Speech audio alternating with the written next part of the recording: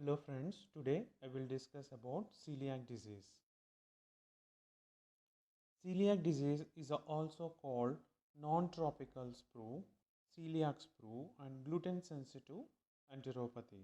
It is an autoimmune disorder of the GI tract and it is because of intestinal immune response to the gliadin peptide which is present in the gluten which is present in foodstuffs like wheat, barley and rice. Not everyone who take these food substances will develop celiac disease. Only the genetically susceptible persons, that is, patients or persons with DQ2 or DQ8 molecule, only develop this disease. Pediatric celiac disease can start from 6 and 24 months of age, that is usually after introduction of cereals, that is gluten in the diet. Usually the incidence in both boys and girls is equal, and adult celiac is seen usually between 30 and 60 years, and it as with similar to many autoimmune disease, the incidence of celiac disease is also more common in females than the males. Celiac disease is usually commonly seen in whites of European descent with prevalence of about 1%. But uh, most of the patients are asymptomatic or pre-symptomatic and or undiagnosed. So it is actually considered as iceberg disease. That means what we are seeing is only a small fraction of cases. The submerged large portion of the iceberg usually represents the undiagnosed and pre-symptomatic or asymptomatic patients. When we ingest food, it goes to the duodenum and jejunum, and from there to ileum and into the large intestine. As uh, as the gluten pass from proximal to distal, the most proximal part is exposed to the most of the gluten, and most of the features are seen in the duodenum. So, in the duodenum, the gluten resists the digestion by the gastric acid and it is cleaved into the gliadin. And the gliadin, along with IgA secretory present in the mucosa, combines together and translocate along the membrane of the enterocyte and reaches the lamina propria.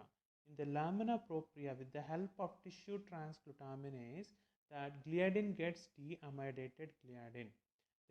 After deamidation, it is taken up by the uh, antigen presenting cell, which is nothing but the macrophages in this case, with the help of MHC class 2 molecules, that is HLA-DQ2 and HLA-DQ8 in the susceptible individuals. These present the molecule to the CD4 T cells. CD4 T cells. These are the CD4 T cells, and which release a large number of cytokines, which act on the enterocytes, One of main cytokines are interferon gamma and TNF alpha. And these cytokines also help to stimulate the CD8 T toxicity cells, CD8 cytotoxic T cells, which destroys the enterocytes and ultimately leads to villus atrophy. Okay, and these CD4 T cells also stimulate the plasma cells to secrete various antibodies like TTG, EMA, and anti-DGP antibodies,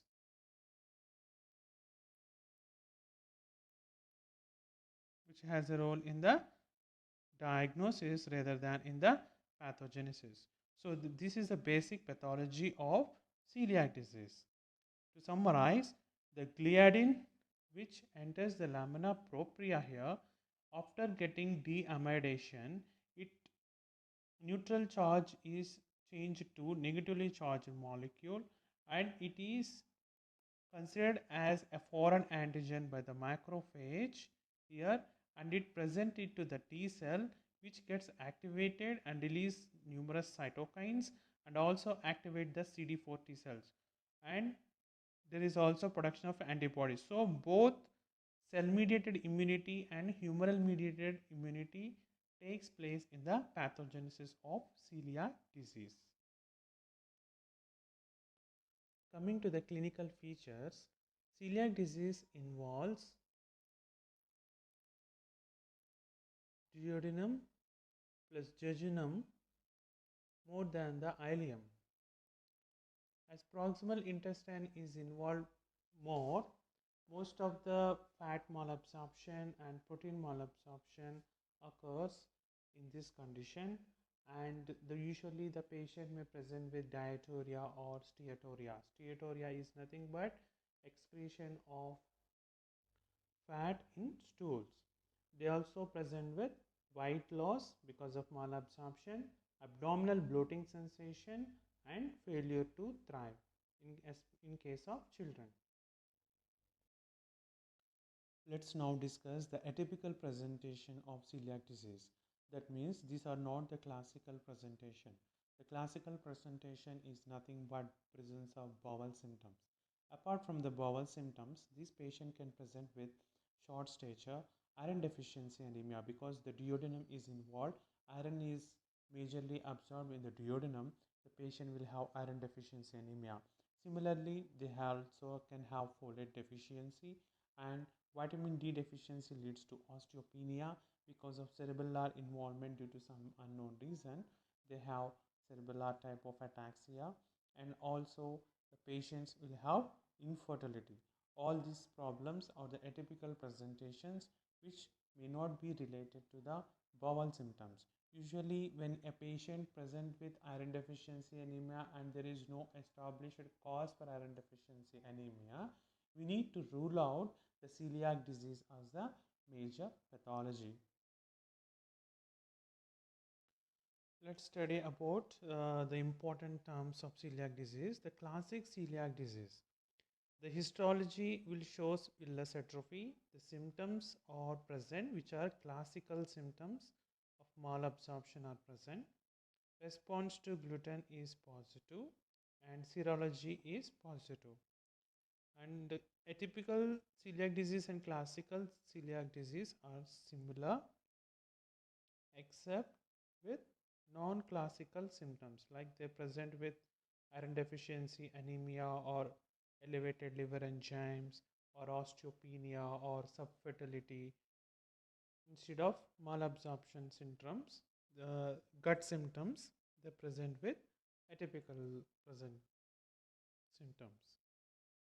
Coming to the latent celiac disease, these patients can have villus atrophy in majority of patients but not in all patients, and there are no symptoms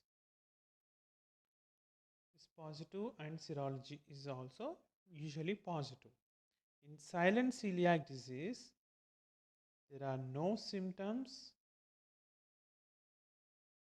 and serology is positive, but in histology there is only infiltration with lymphocytes. There is no villus atrophy or crypt hyperplasia. There is only some infiltration with lymphocytes.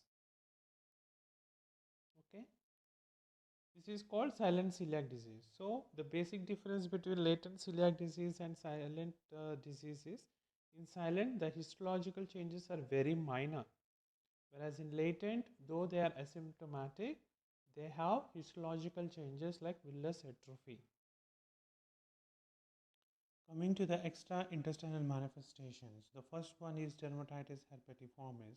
It is characterized by intensely itchy papules and vascular rashes over the extensor surface of the body, like knees and elbows. And you can see these are the blister type of rashes with erythematous skin underlying. This is the immunofluorescence showing the deposition of IgA in the dermis. And it is seen in about 10% of patients with celiac disease, and the treatment is gluten-free diet plus tab-dapsone. A celiac disease is also associated with other autoimmune disorders like type 1 diabetes mellitus, autoimmune hypothyroidism or hyperthyroidism, and hypersensitivity pneumonitis. And it is also associated with Down syndrome, IgA deficiency, lymphocytic gastritis, and lymphocytic colitis, Sjogren's syndrome, chronic active hepatitis, hyposplenism, functional decreased function of spleen, and subfertility. As the function of spleen is decreased, they are prone to develop infections with capsulated organisms. What are the capsulated organisms we know? It is pneumococci, meningococci, and Haemophilus influenza. So these are the organisms that can cause infections in this patient. Hence, vaccination against all these infection has to be given for patients with celiac disease. And patients also can present with subfertility because of unknown reasons. So coming to the investigation, to find out the malabsorption, we need to do 72 hours fecal fat estimation to measure the steatorrhea. So normally if the stool fat content is more than 7% of the dietary fat intake, it is considered as steatorrhea. It is usually about more than 7 grams in a day. So for 72 hours, it should be more than 21 grams for 3 days, right? Coming to the carbohydrate malabsorption. To detect the carbohydrate malabsorption, we should do D-xylose test. D-xylose is a pentose which is exclusively absorbed in the proximal small intestine, that is in the duodenum and jejunum. So to detect the abnormality in the proximal small intestine, we should give about 25 grams of D-xylose orally to a patient, and we should collect the urine for at least 5 hours. If the content of D-xylose in the urine is less than 4.5 grams in these 5 hours, it is considered abnormal because the D-xylose is not being absorbed properly. Hence, the amount of D-xylose coming into the urine is reduced. So, if it is less than 4.5 grams, it is abnormal.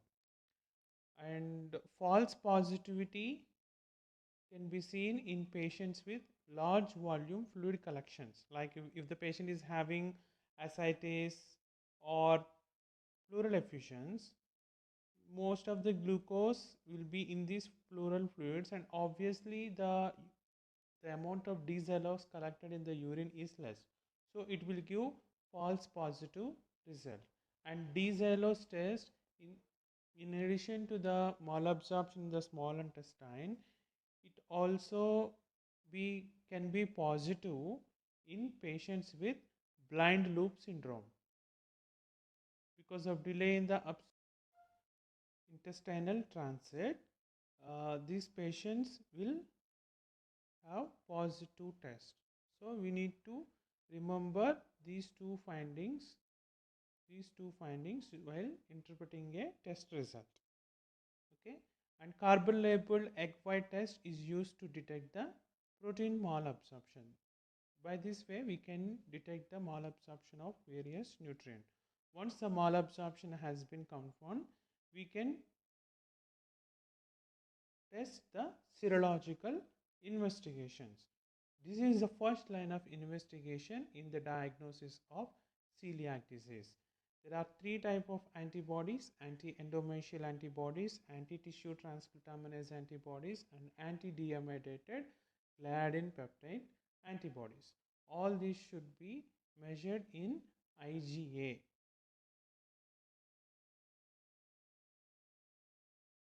Okay, anti-endometrial antibodies is 90 to 95% sensitive and specific. In fact, it is the most specific. Tissue transglutaminase antibodies are more than 98% sensitive. It is the most sensitive antibody to pick a diagnosis of celiac disease. Anti-deamidated gliadin peptide antibodies are relatively less sensitive and less specific, and it is not commonly used to diagnose a patient. However, these antibodies are useful in patients with IgA deficiency. IgA deficiency is seen in about 2 to 3% of patients with celiac disease. So in these patients, if we measure IgA, TTG or EMA, they will be negative and the diagnosis may be missed. So when we are suspecting celiac disease strongly clinically based on the symptom, but if the antibodies are negative, we should also measure the IgA levels. If they are found to be low, then we should measure for anti-deamidated gliadin peptide antibodies, or we can also measure IgG tissue transglutaminase antibodies or IgG endometrial antibodies. The confirmatory test is biopsy, which gives the histopathological diagnosis. Biopsy is the confirmatory test. The hallmark of disease is an abnormal biopsy and the response of condition to the elimination of gluten from the diet. What are the findings? Villus atrophy, crypt hyperplasia, and infiltrates in the lamina propria, that is lymphocytes and plasma cells in the lamina propria. There is no mucosal atrophy. Remember, mucosal atrophy is not seen. It is a villus atrophy and crypt hyperplasia, but there is no mucosal atrophy. Okay, and we can also do genetic tests in the first degree relatives or in susceptible patients who are having other autoimmune disorders. We can do testing for HLA-DQ2 and HLA-DQ8, which is present in about 90% of patients with celiac disease. And absence of DQ2 or DQ8 excludes the diagnosis of celiac disease. Remember, it is a very important because both these molecules are needed to be present, without which the disease cannot occur. Coming to the treatment is very simple. Just avoidance of gluten in the diet is the most effective treatment. There is no other drug that can treat the celiac disease. It is only strict restriction of gluten in the diet is the most effective form of treatment. So what foods they can take? They can take foods based on rice, maize, potato, etc. And they should not take wheat, barley, rye and oats. These foods has to be avoided and they should take only gluten-free foods very strictly. And as the patients are usually having malabsorption and diarrhea, we should correct electrolytes and minerals lost, and also supplements of vitamins and iron, folic acid. folic acid and iron, all these minerals which are lost due to malabsorption are to be replenished. Normally, when a patient is started on gluten-free diet, usually the patient will start clinical improvement within few days and serological and histological improvement within 3 to 6 months of starting the gluten-free diet. This is about 80%. About 80 to 90% of patients will have complete remission, and if patient is symptomatic even after 6 months of strict gluten-free diet, then they are called as refractory celiac disease. The most common reason for refractory celiac disease is continued intake of gluten. The patient continues to take gluten in spite of this advice, the patient will end up with refractory celiac disease. And when a patient is previously well controlled with gluten-free diet but now having recurrent symptoms, that is persistent diarrhea and steatorrhea, then we need to rule out lymphoma and malignancy, GI malignancy. Because celiac disease leads to chronic inflammation in the GIT, they are at risk of developing lymphomas as well as adenocarcinoma of GI tract. The most common lymphoma is T cell lymphoma.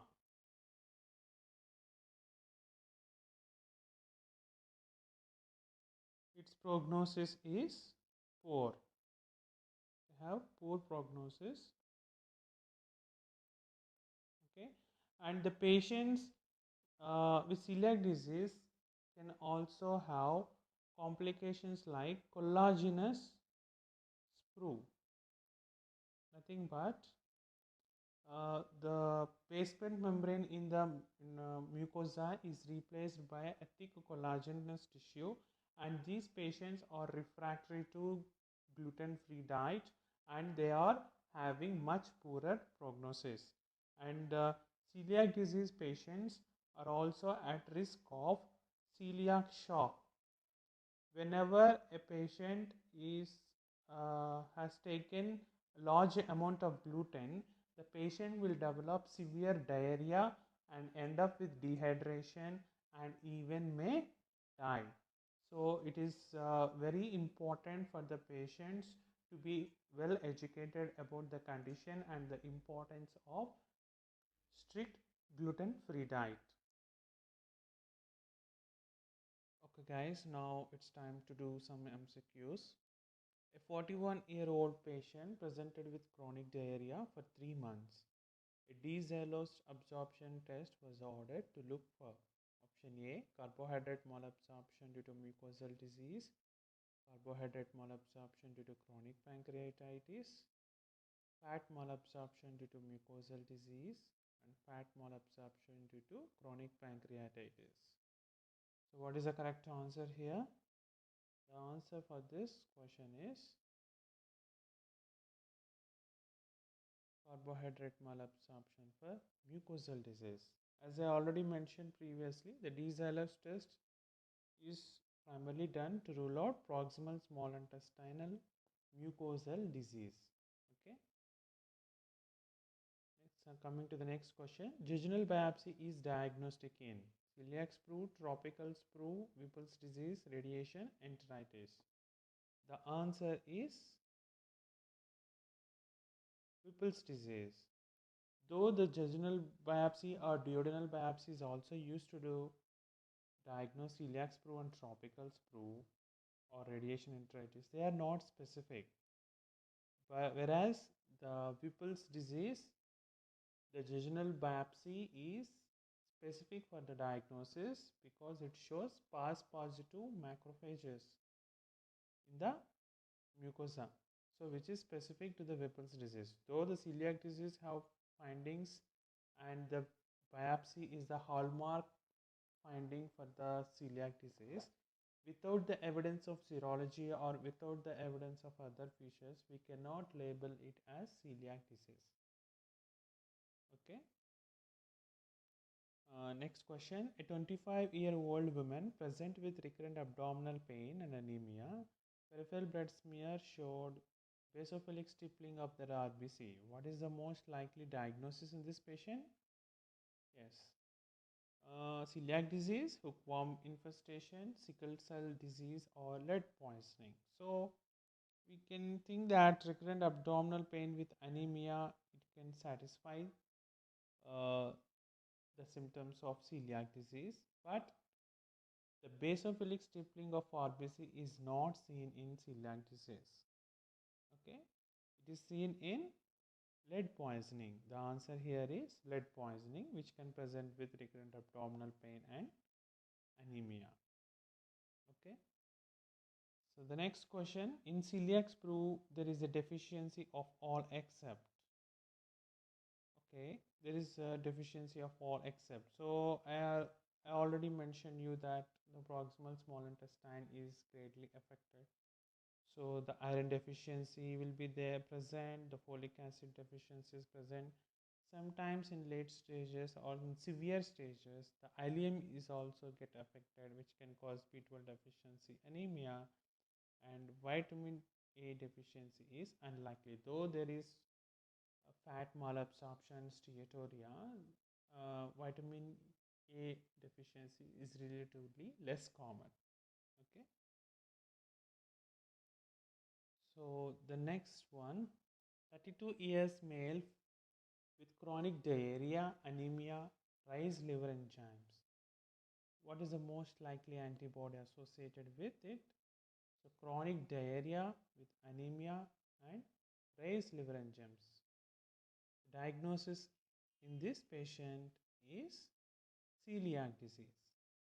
Okay. So what is the antibody for celiac disease? Anti-endomysial antibody, which is also more specific for celiac disease. Coming to the next question, the histological features of celiac disease include all of the following except. Yes, what are the? Let's recollect what are the histological findings: villus atrophy, crypt hyperplasia, and infiltration in the lamina propria.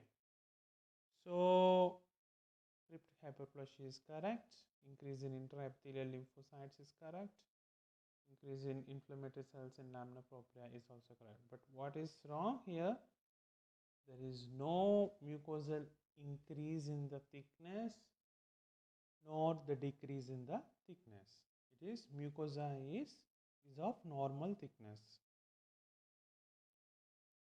Thanks for watching. Please subscribe for more videos.